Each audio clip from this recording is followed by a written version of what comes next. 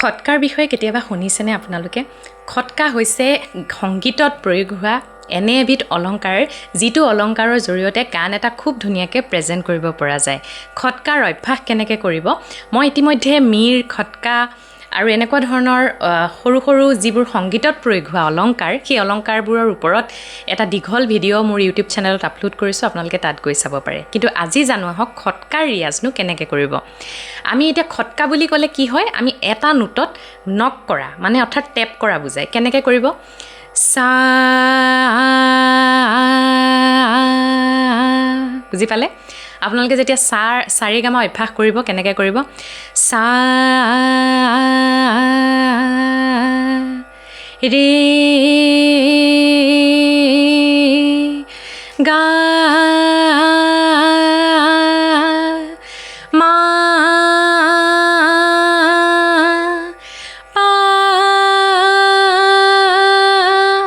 বুজি পালে?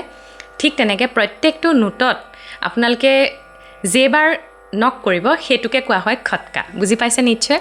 সেই বস্তুটো গীতত কেনেকৈ প্ৰয়োগ হয়, এতিয়া মই উদাহৰণস্বৰূপে এটা গীতত আপোনাক গাই শুনাইছোঁ।